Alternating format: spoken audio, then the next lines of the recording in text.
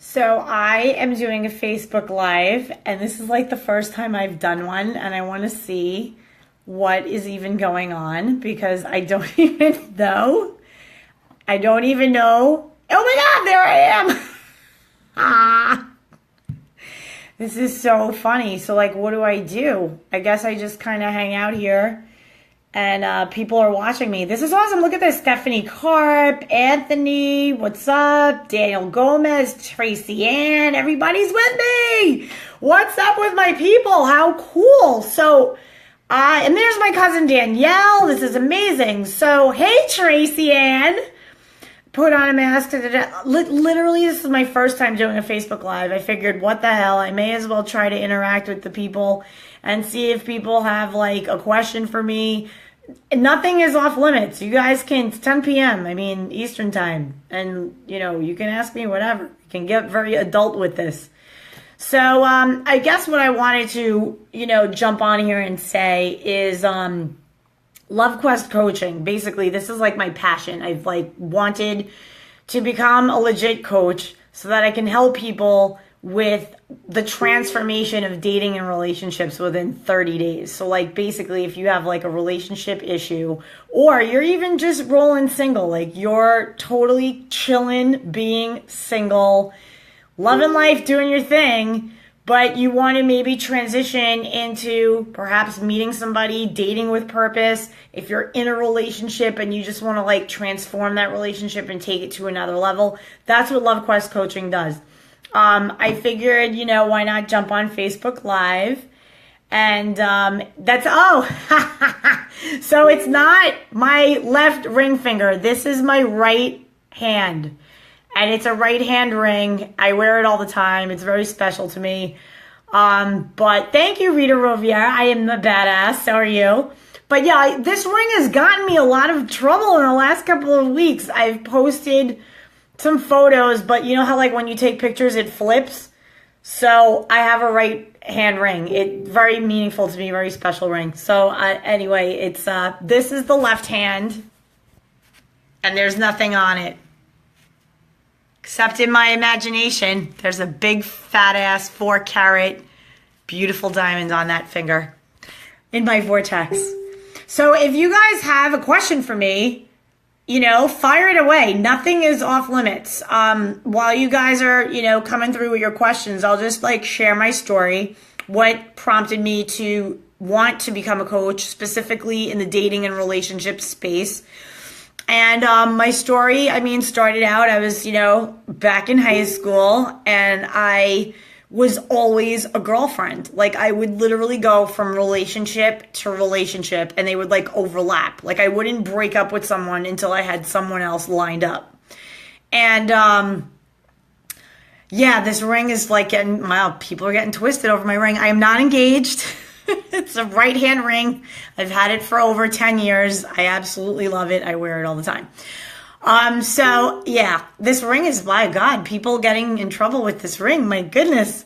So yes, I'm not engaged, but I wanted to just come out in the live tonight and hang with you guys and just, tell you a little bit about my story. So yes, I'm in high school and I'm like dating and breaking up with people and just dating like seamlessly. Like this cannot be healthy. But when you're, 16, 17, 18, 19, you're like, this is how you roll, dude. This is what you do.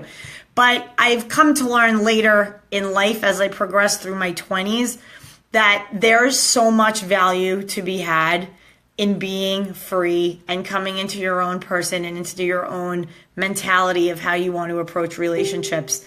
And Tracy Ann, Joe Demiri gets a shout out.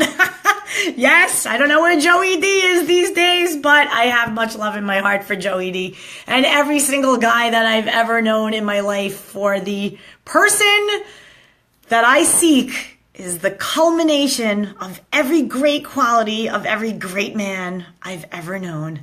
And that's what I tell people in my coaching. Like when you're creating your list of your ideal person, right? It's a culmination of all the great qualities of every great man, or if you're a guy and you're into women, then the great women that you've ever known in your life. And sometimes the thing that's interesting to remember is that even if you have negative qualities, still value them, because they help you get clarity on what it is you do want. So when you know what you don't want and you experience it and you see it, that only helps you get clarity on what you do want. So again, so many people watching me. I'm so excited, but I want interaction. Like, you guys have to ask a question, and your questions are so insightful because they will help other people on the thread to learn. So no question off limits. I have basically telling you my story. I left off to the part where I was like in my 20s, and I would like break up with people only if I had another boyfriend lined up.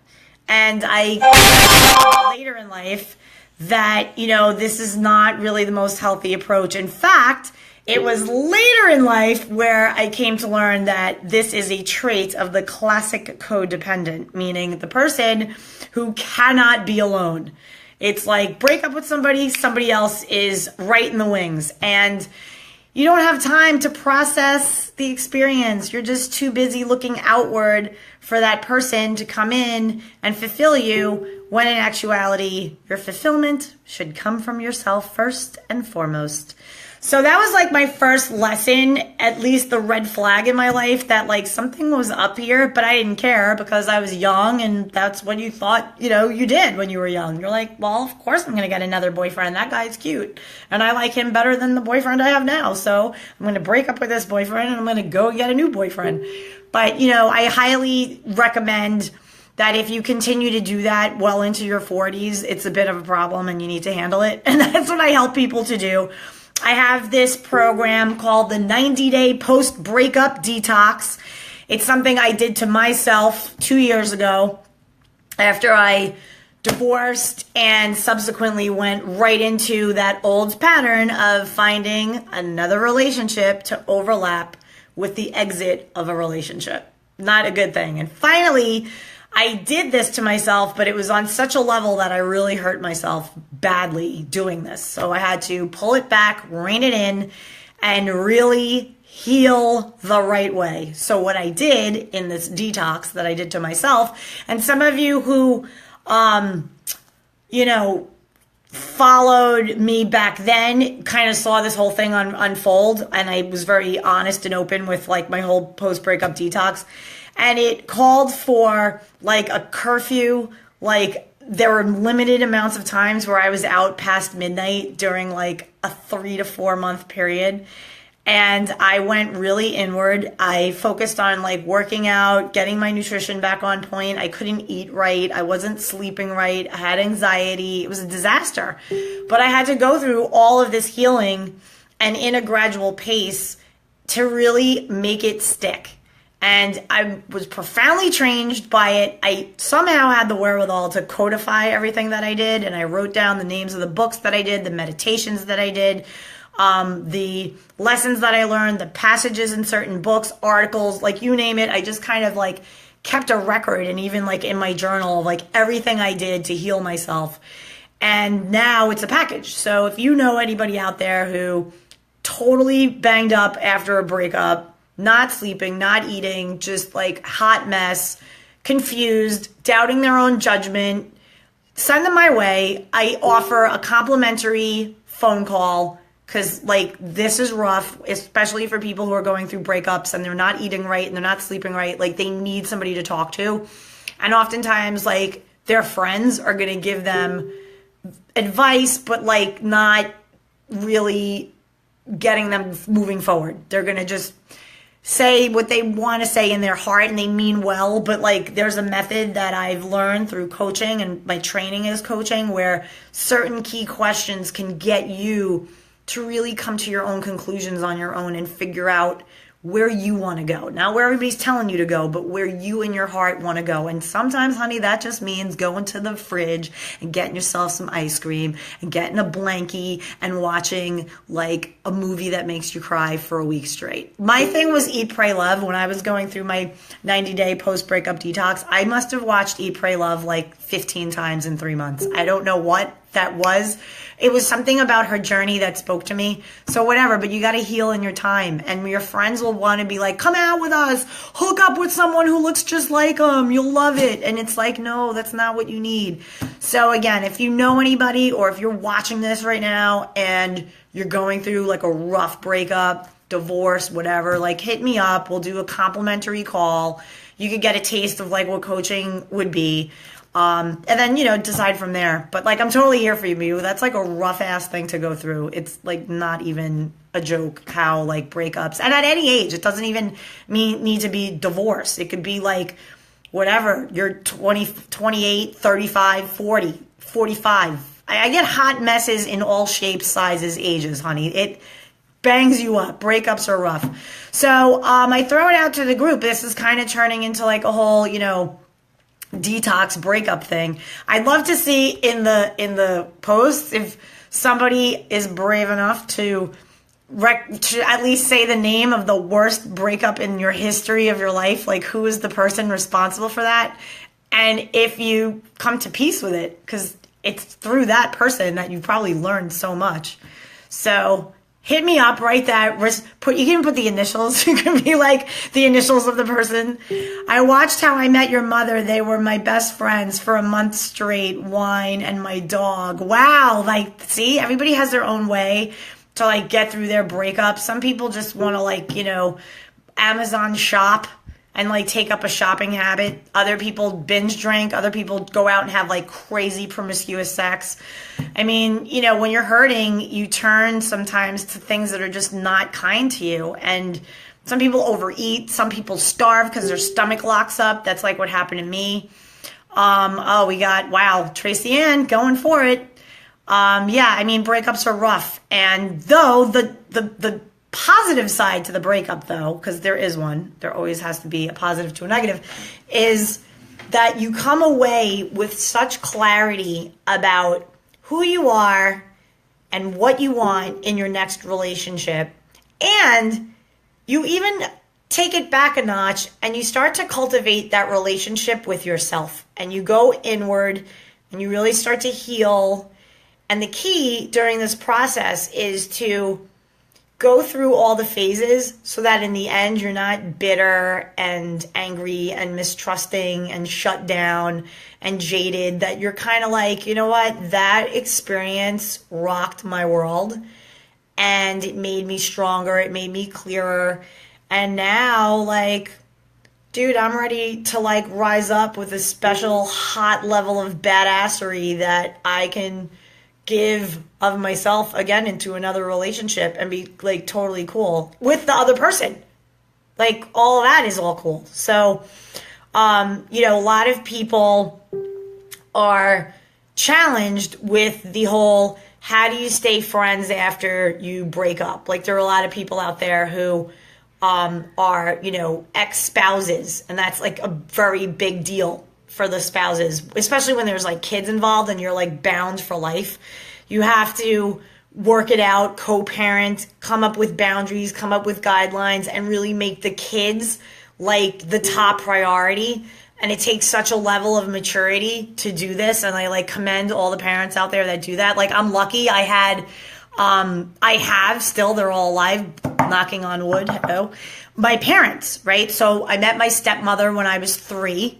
I'm 46 now, and I met my stepfather when I was 7. So when you meet them that little, it's like as if my whole life I had 4 parents. And yet, there were my biological parents, and then there were my step-parents, and they all came at me in their own unique, loving way. And oftentimes, butting heads and going through the same arguments, the same things as, any kid would. But that is so important, though. Like, when you could put your own beef aside and just be like, we have to be there for this kid. Like, the one common thing is the kid and the love that we all have for that kid.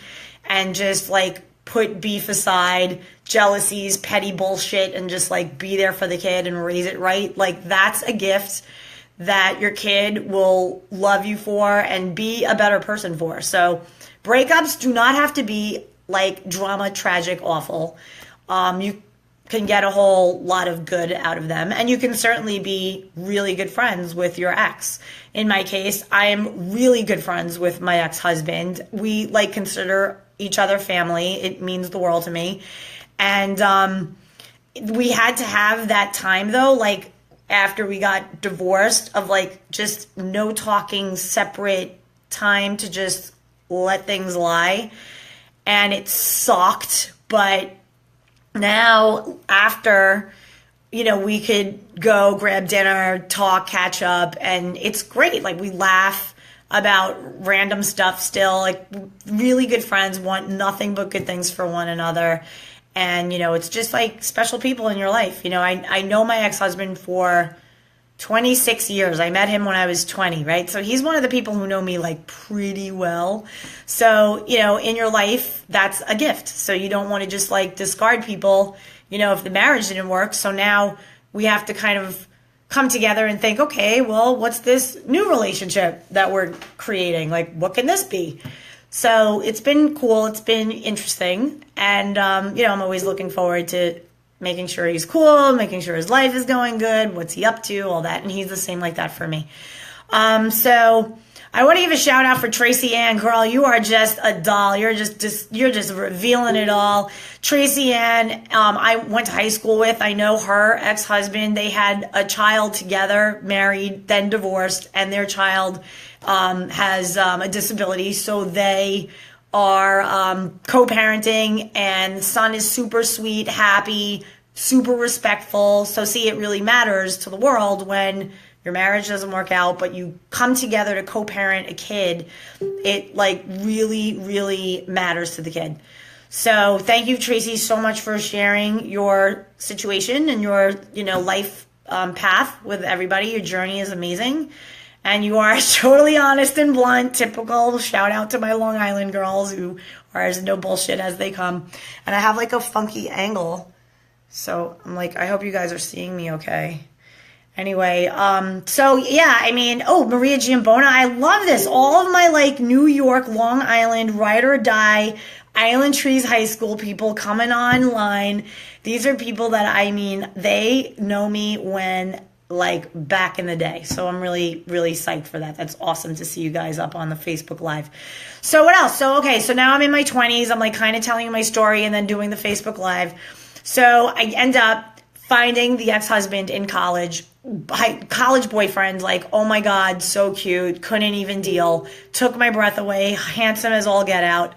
And I was like, whoa, like I got to know that guy. And so long story short, we go out. We had 20-year-old drama, like who's going to move, who might not move, what are we going to do, are we going to stay together, are we going to break up, like all this drama. But then we finally like got back together, get engaged, and we get married. So now we get married and we are like, okay, are we going to like get a house or are we going to not have a house? And this was like the first time where like major childhood issues like start to show up in the marriage. And like it had to do with when we were first buying our house. And oh my God, I like flipped out because my ex-husband at the time had this genius, and that's right, I will go on record saying it was genius idea. But I was so against it because of crap from my childhood that I didn't solve and handle.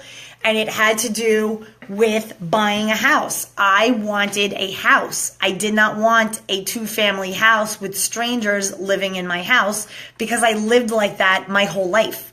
It was like I literally was constant like rental girl. And even to the point where I didn't even have like my own bedroom with a door. Like people had to like walk through my bedroom to go to the bathroom. Like it was messed up. And so I never had privacy. I never had space to myself. I would like visit my dad on the weekends and like I would crash on the couch. And it just was always this feeling of like insecurity and not being with a room with a door. Like it seems like something so simple, but it really matters to a kid. So like anybody out there, like make sure you give your kids privacy and a room with a door, preferably a bathroom in it if you can swing that too.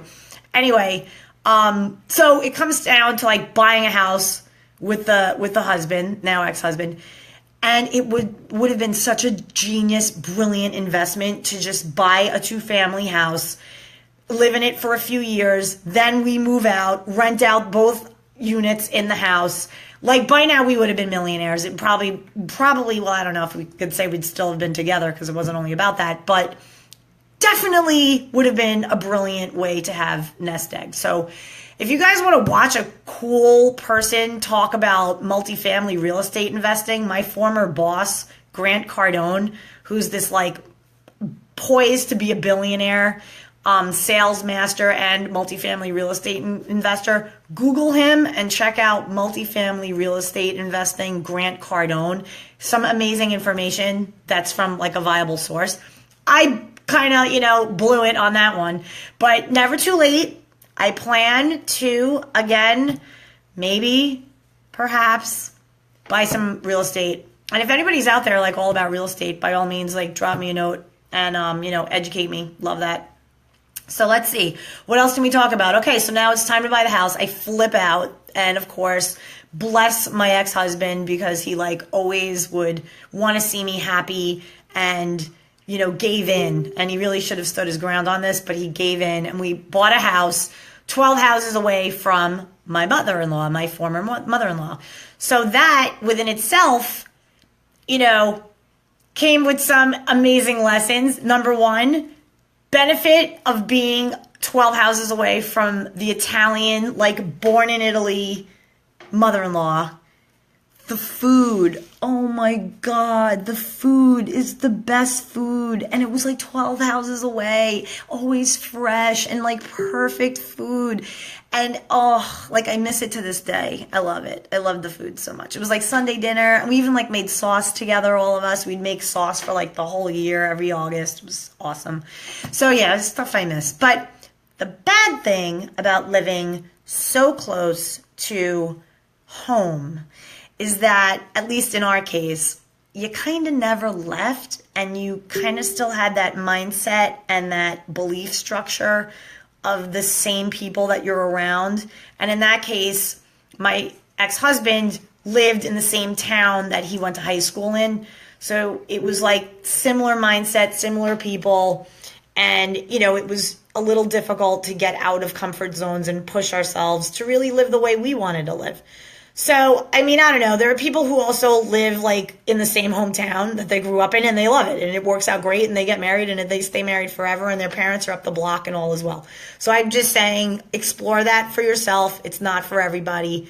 If you can make it work, wonderful. If you have that bug up your ass to live in a different state, live where it's warm, live where it's cold, you got to do you. You have to live your life to the fullest.